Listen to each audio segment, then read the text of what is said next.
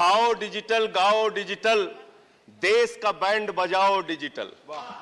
रुपया digital, bank भी digital और सेना का टैंक भी डिजिटल। बच्चे पाए डिजिटल शिक्षा और फिर मांगे डिजिटल भिक्षा। बच्चे पाए डिजिटल शिक्षा और फिर मांगे डिजिटल भिक्षा। डिजिटल डॉक्टर, डिजिटल गोली, डिजिटल ईद और डिजिटल होली, डिजिटल सड़क पर डिजिटल कार, डिजिटल संसद और सरकार, डिजिटल खेत में करो किसानी, डिजिटल खाद और डिजिटल पानी, डिजिटल दूध और डिजिटल गाय, डिजिटल चीनी, डिजिटल चाय, भर के खाओ डिजिटल रोटी और फिर कर दो डिजिटल पोटी।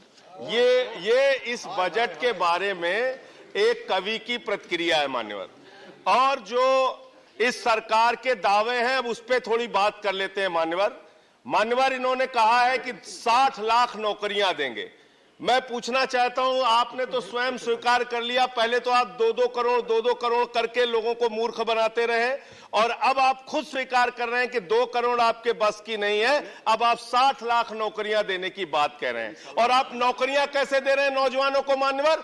35,000 रेलवे भर्ती के लिए 1 करोड़ नौजवानों ने उसमें फॉर्म भरा और उसके बाद जब उसका परिणाम आता है उसमें घोटाला और गड़बड़ी की जाती है। जब वो नौजवान सड़क पर नौकरी मांगने के लिए निकलते हैं उनको लाठियों से पिटवाया जाता है प्रयागराज में, उनको पटना में लाठियों से पिटवाया जाता है, घर में घुस के लाठियों से पीट पीट के आप नौकरी दे रहे हैं, आंसू गैस के गोले छोड़ छोड़ के आप नौकरी दे रहे हैं। आप कर्मचारियों की बात इस बजट में कर लीजिए मान्यवर। जब कर्मचारियों की चर्चा होती है, पूरे देश के कर्मचारियों की एक ही मांग है, पुरानी पेंशन की बहाली की जाए, पुरानी पेंशन की बहाली की जाए। 40 दिन कोई सांसद और विधायक रह लेता है, पूरे जीवन भर उसको पेंशन मिलती है। 40 साल कोई कर्मचारी नौकरी करता है, उसकी पेंशन आपने खत्म कर दी। पेंशन तो छोड़िए, टैक्स के राहत की उम्मीद थी कर्मचारियों को, आपने इस बजट में वो भी नहीं दिया।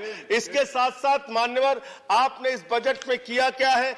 22 तक सबको घर देने की आपकी योजना थी, वो 22 तक घर देने की योजना भी पूरी तरीके से जमीन पर उतर के नहीं आई, वो भी फेल साबित हुई। जब आपसे पूछा जाता है सरकार की उपलब्धि क्या है, सरकार की आमदनी क्या है, आप सीना ठोक के कहते हैं अरे हमने तो आमदनी बढ़ा दी, देश का एयरपोर्ट बेच दिया। फिर आपसे पूछा जाता है कुछ आमदनी बढ़ी क्या सरकार की, कहते हैं हाँ हाँ बिल्कुल बढ़ा दी, Steel Authority of India Limited बेच दिया, कोल इंडिया बेच दिया, बीपीसीएल बेच दिया, एलआईसी बेच दिया, बैंक बेच दिया, पोर्ट बेच दिया, सब कुछ बेचने का काम किया। ये आपका मेक इन इंडिया है, ये आपका डिजिटल इंडिया है। मान्यवर मैं खत्म कर रहा हूं मान्यवर, मैं मनरेगा की आप बड़ी पीठ थपथपाते हैं अपनी, मनरेगा की चर्चा बहुत होती है, मनरेगा का बजट आपने खत्म कर दिया, खाद की सब्सिडी आपने कम कर दी। इसका मतलब जो गरीबों को अन्न देने की योजना है वो भी योजना एकमात्र आपकी दिखावा है और मार्च के बाद गरीबों को अनाज हिंदुस्तान में मिलना बंद हो जाएगा।